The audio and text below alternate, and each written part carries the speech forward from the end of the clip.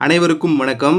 இன்றைய உலகின் முக்கியமான பல்வேறு செய்திகளை இந்த ஒரு வீடியோவில் நம்ம பார்க்க போகிறோம். அப்படி ஃபஸ்ட்டு நம்ம பார்க்க போகிறது, உலக நாடுகள் எல்லாமே பார்த்து பயப்படுற இராணுவ வல்லுநர்களே வியந்து பார்க்குற ஒரு அதிசயமான இந்திய ஆயுதத்தை பற்றி தான் இப்போ பார்க்க போகிறோங்க.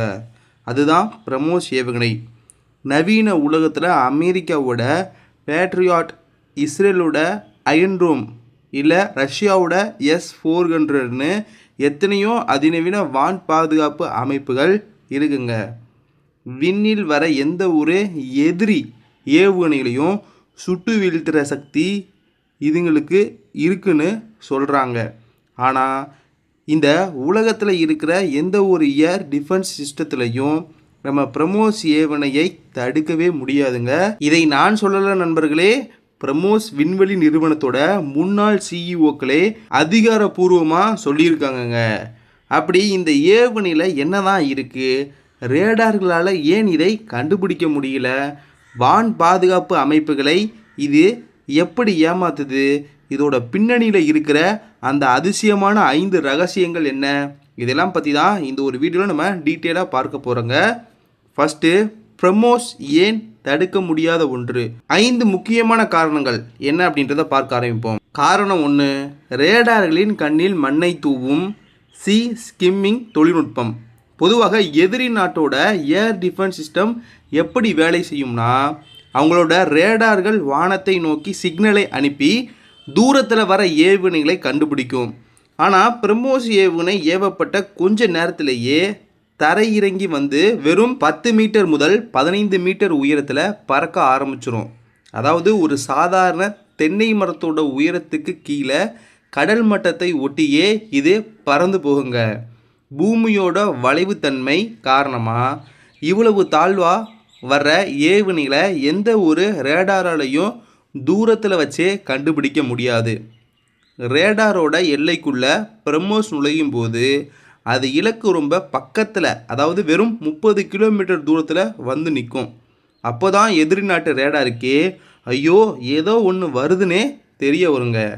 ஆனால் அந்த நேரத்தில் அவங்க அலர்ட் ஆகி வான் பாதுகாப்பு ஏவுகணையை தயார் செஞ்சு அதை லான்ச் செய்கிறதுக்குள்ளே பிரம்மோஸ் இலக்கை தாக்கி அழிச்சிடும். ஏன்னா 30 கிலோமீட்டர் தூரத்தை கடக்க பிரம்மோஸுக்கு வெறும் 30 வினாடிகள் மட்டுமே போதுங்க. காரணம் 2 பார்த்தோம்னா, ஒளியை விட 3 மடங்கு வேகங்க. ஏவுகணைகளில் பல வகைகள் இருக்குங்க. ஆனால் பிரம்மோஸ் உலகிலேயே மிக வேகமான சூப்பர்சோனிக் குரூஸ் ஏவுகணை ஆகும். இதோட வேகம் மார்க் 2.8 முதல் மார்க் 3 வரை இருக்குங்க. அதாவது ஒளியோட வேகத்தை விட கிட்டத்தட்ட 3 மடங்கு வேகம். ஒரு நொடிக்கு இந்த ஏவுகணை 1 கிலோமீட்டர் தூரத்தை கடந்து போய்கிட்டே இருக்கும். இந்த அசாத்திய வேகத்தில் எதிரி நாட்டோட ஏர் டிஃபென்ஸ் சிஸ்டத்துக்கு எதிர்வினை நேரம், அதாவது யோசித்து சொல்கிறதுக்கான நேரமே கிடைக்காது. அவங்க கம்ப்யூட்டர் சிஸ்டம் கணக்கு போட்டு ஒரு ஏவுகணையை ஏவுறதுக்குள்ளே பிரம்மோஸ் அங்கே இருக்கிற ஒட்டுமொத்த சிஸ்டத்தையும் தரைமட்டமாக்கிடுங்க. காரணம் 3, கணிக்க முடியாத பாம்பு போன்ற வளைவு பாதை. நிறைய பேருக்கு ஒரு சந்தேகம் வரலாம், வேகமாக நேராக வந்தால் கணக்கு பண்ணிட்டு சுட்டலாமே அப்படின்னு. அங்கே தான் பிரம்மோஸ் தன்னோட அசாத்தியமான புத்திசாலித்தனத்தை காட்டுது. பாலிஸ்டிக் ஏவுகணைகள் மாதிரி பிரம்மோஸ் ஒரே நேர்கோட்டு பாதையில் போகாது. இலக்கை நெருங்கும்போது வான் பாதுகாப்பு ஏவுகணைகள் தன்னை தாக்க வருதுன்னு தெரிஞ்சால் பிரம்மோஸ் காற்றுல பாம்பு மாதிரி வளைஞ்சு நெளிஞ்சு தன் பாதையை திடீர்னு மாற்றிக்கிட்டே போகுங்க. இதனால் எதிரியோட கம்ப்யூட்டர்களால் பிரம்மோஸ் அடுத்து எந்த பக்கம் திரும்பும், எங்கே போய் மோதும்னு கணிக்கவே முடியாது. இந்த ஜிக்ஜாக் மூமெண்ட் எதிரி நாட்டு ஏவுகணைகளை அப்படியே குழப்பி காற்றுல வெடிக்க வச்சுருங்க. காரணம் 4, கதிர்வீச்சை உறிஞ்சும் சிறப்பு பூச்சுங்க.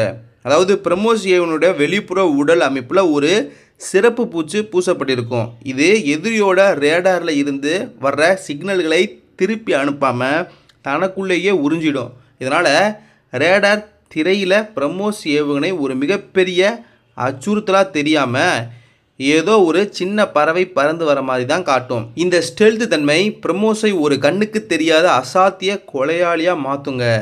காரணம் 5, சால்வோ அட்டாக் கூட்டமாக தாக்கும் முறை. முன்னாள் பிரம்மோஸ் சிஇஓ அப்துல் ராணி அவங்க ஒரு பேட்டியில் ரொம்ப அருமையான விஷயத்த குறிப்பிட்டிருந்தாருங்க. ஒருவேளை எதிரி நாட்டுக்கிட்ட உலகத்திலேயே மிகச்சிறந்த வான் பாதுகாப்பு அமைப்பு இருக்குன்னே வச்சுப்போம்.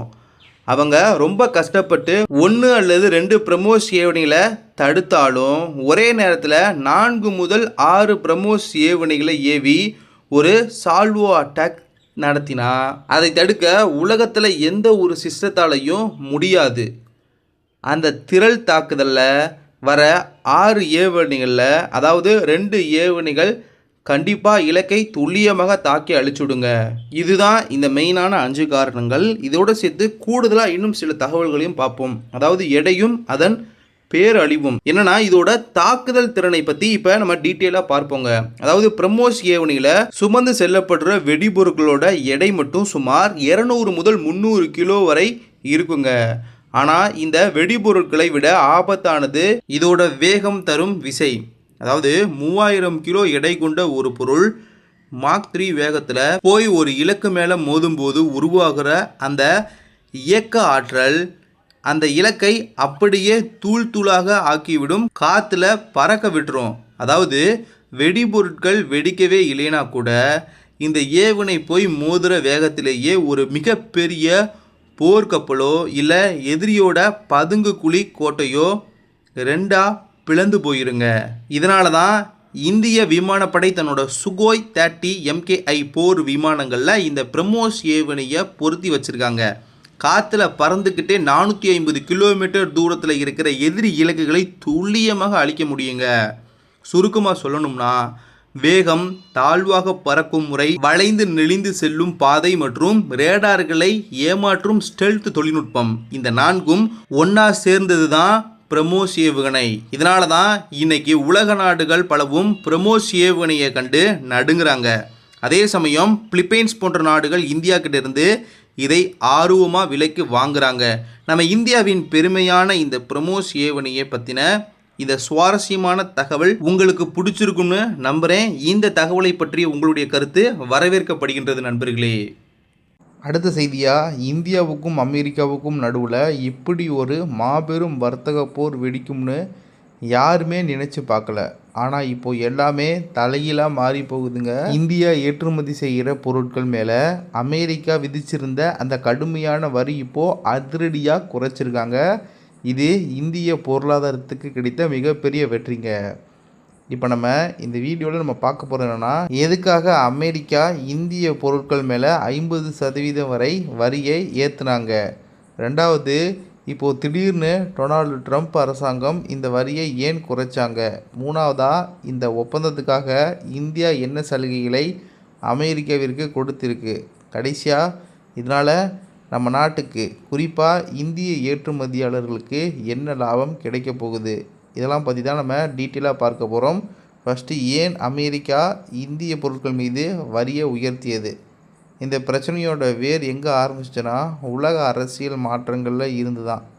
அமெரிக்காவோட அதிபர் டொனால்டு ட்ரம்ப் பதவியேற்ற உடனே அமெரிக்காவோட உள்நாட்டு உற்பத்தியை பெருக்கணும், வெளிநாட்டு பொருட்கள் உள்ளே வருவதை குறைக்கணும் என சில கடுமையான கொள்கைகளை எடுத்தாருங்க. அதே நேரத்தில் உக்ரைன் ரஷ்யா போருக்கு அப்புறம் உலக நாடுகள் பலவும் ரஷ்யா மேலே பொருளாதார தடையை விதிச்சிருந்தாங்க. ஆனால் இந்தியா நம்ம நாடோட தேவைகளுக்காகவும் மக்களுக்கு மலிவான விலையில் பெட்ரோல் டீசல் கிடைக்கணுன்றதுக்காகவும் ரஷ்யா கிட்ட இருந்து தொடர்ந்து கச்சா எண்ணெயை இறக்குமதி செஞ்சுட்டு இருந்தோம். இது அமெரிக்காவிற்கு சுத்தமாக பிடிக்கல. நாங்கள் தடை விதிச்சிருக்க நாடான ரஷ்யா கிட்ட இருந்து நீங்கள் எப்படி எண்ணெய் வாங்கலாம் அப்படின்ற கோபத்தில் இந்தியாவுக்கு ஒரு பாடம் புகட்ட அமெரிக்கா முடிவு பண்ணுச்சு. அதோட விளைவு தான் இந்தியாவில் இருந்து அமெரிக்காவிற்கு ஏற்றுமதியாகிற பொருட்கள் மேலே 25% கூடுதல் தண்டனை வரியை விதித்தாங்க. இதனால் ஏற்கனவே இருந்த வரிகளோடு சேர்த்து மொத்த வரி விதிப்பு 50% வரை உயர்ந்துச்சு. இதனால் இந்திய ஏற்றுமதியாளர்கள் மிகப்பெரிய நஷ்டத்தை சந்தித்தாங்க. ஏன்னா அமெரிக்க சந்தையில் இந்திய பொருட்களோட விலை ரொம்ப அதிகமாகிடுச்சு. அடுத்ததாக, திருப்பம் திடீரென ட்ரம்ப் வரியை குறைக்க என்ன காரணம். அதாவது இப்படி ஒரு பதற்றமான சூழல் நிலவி வந்த நிலையில் தான் டெல்லிக்கும் வாஷிங்டனுக்கும் நடுவில் தீவிரமான பேச்சுவார்த்தைகள் நடந்துச்சு. பாரத பிரதமர் திரு நரேந்திர மோடி அவர்களும் அமெரிக்காவோட அதிபர் டொனால்டு ட்ரம்ப்பும் நேரடியாக இந்த வர்த்தக பேச்சுவார்த்தையில் ஈடுபட்டாங்க. 2 நாடுகளுமே தங்களோட பிடிவாதத்தை கொஞ்சம் தளர்த்திக்கிட்டு ஒரு பொதுவான உடன்பாட்டுக்கு வர முடிவு பண்ணாங்க. அமெரிக்காவுக்கு என்ன தேவைன்னா ரஷ்யாவோட வருமானத்தை முடக்கணும்.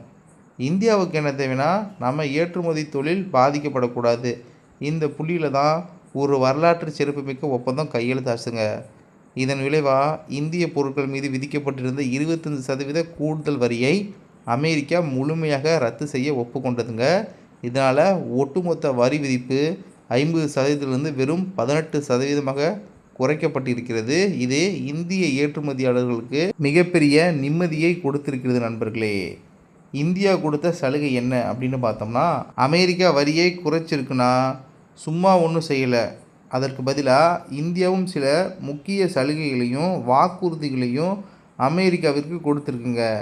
முதலாவது சலுகை, ரஷ்யா கிட்டேருந்து வாங்குகிற கச்சா எண்ணெயோட அளவை இந்தியா படிப்படியாகவும் கணிசமாகவும் குறைக்க ஒப்புக்கொண்டுள்ளதுங்க. இது அமெரிக்காவின் மிகப்பெரிய அரசியல் வெற்றியாக பார்க்கப்படுது. ரெண்டாவது சலுகை, ரஷ்ய எண்ணெய்க்கு பதிலாக அமெரிக்கா கிட்டேருந்து அதிக அளவில் கச்சா எண்ணெய் மற்றும் இயற்கை எரிவாயுவை வாங்க இந்தியா சம்மதிச்சாங்க.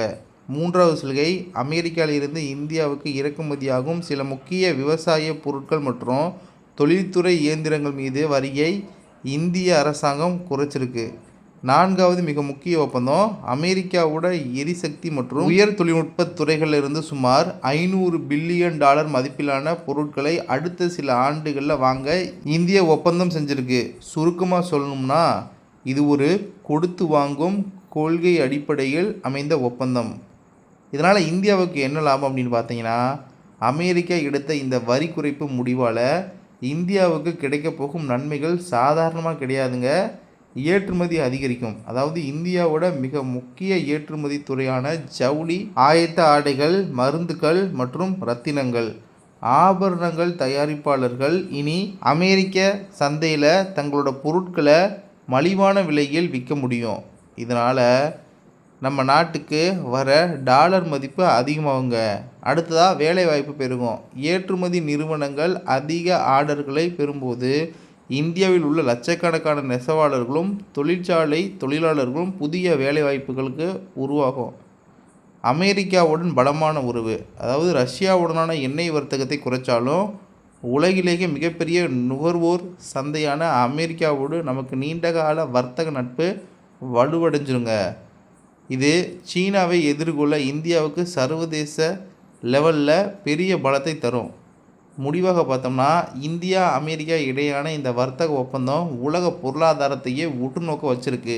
ரஷ்யாவுடனான உறவை சமநிலைப்படுத்திக்கிட்டே அமெரிக்காவையும் தங்களுக்கு சாதகமாக இந்தியா கையாண்ட விதம் இந்திய வெளியுறவு கொள்கையோட ராஜதந்திரத்துக்கு கிடைச்ச ஒரு மகுடம்னே சொல்லலாங்க. கண்டிப்பாக இந்த வரி குறைப்பு இந்திய பொருளாதாரத்தை அடுத்த கட்டத்துக்கு கொண்டு போகும் என்பதில் எந்த சந்தேகமும் இல்லை. இதை பற்றி நீங்கள் என்ன நினைக்கிறீங்க அப்படின்றத கமெண்ட்டில் சொல்லுங்கள். இன்றைய செய்திகள் நிறைவடைந்தது.